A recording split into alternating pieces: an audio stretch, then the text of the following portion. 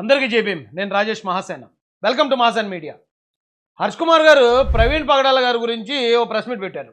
దానిలో సీఎం చంద్రబాబు నాయుడు గారిని, ఆయనకున్న ఆ పగ, కసి, కార్పణ్యాలు అన్నీ చూపిస్తూ చంద్రబాబు నాయుడు గారిని చాలా చులకనగా మాట్లాడారు. ఎందుకంటే మొన్న 24లో అమలాపురం ఎంపీ సీట్ ఇవ్వలేదని. అది పక్కన పెట్టే ఇదే హర్ష్ కుమార్ గారు ఇప్పుడు చాలా బాధపడుతున్నారు ప్రవీణ్ పగడాల గారి కోసం. ఈ గవర్నమెంట్లో న్యాయం జరగదని, కూటమి ప్రభుత్వం ఏదో అన్యాయం జరిగిపోతుందని మాట్లాడుతాను. ఇదే హర్ష్ కుమార్ గారికి ఒక్క విషయం గుర్తు చేయాలనుకుంటున్నాను. ఏమంటే హర్ష్ కుమార్ గారు, మేము కూడా మీతో కలిసి పోరాడతాం. మీరు ఆ రోజున ఆయన చనిపోయినప్పుడు ఏమన్నారు?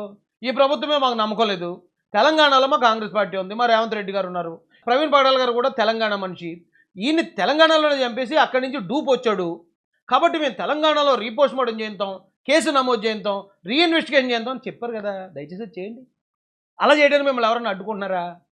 చెయ్యాల్సింది మీరు అది కదా. అది వదిలేసి ఎక్కడున్న సీఎం గారిని తిట్టడమో, లేకపోతే ప్రభుత్వాన్ని తిట్టడమో తిట్టి, మీరేమో క్రిస్టియన్ ముసుగు, దళిత ముసుగు వేసుకుని మీరు తిట్టేస్తూ ఉంటే, ఇక్కడున్న క్రిస్టియన్స్, దళితులు ప్రభుత్వానికి శత్రువుల్లా కనిపిస్తున్నారు కదండి.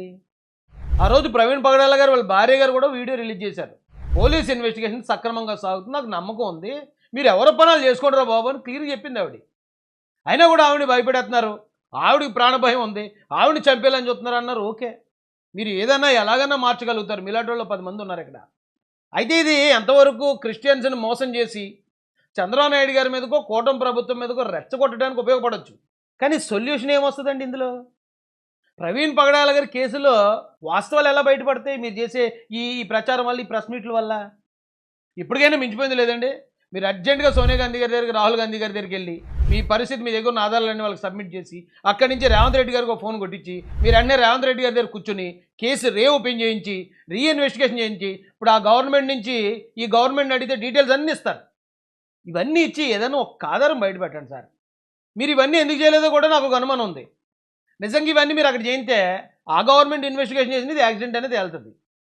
కాబట్టి ఆ గవర్నమెంట్ కూడా యాక్సిడెంట్ అని తేల్చేస్తే ఈ ప్రవీణ్ పగడాలను ఉపయోగించుకుని మనం జనాన్ని రెచ్చగొట్టడానికి ఉండదు, మన ఉనికి కాపాడుకోవడానికి ఉండదని మీరు చేసే కుట్రేమో ఇదంతా అనిపిస్తుందండి.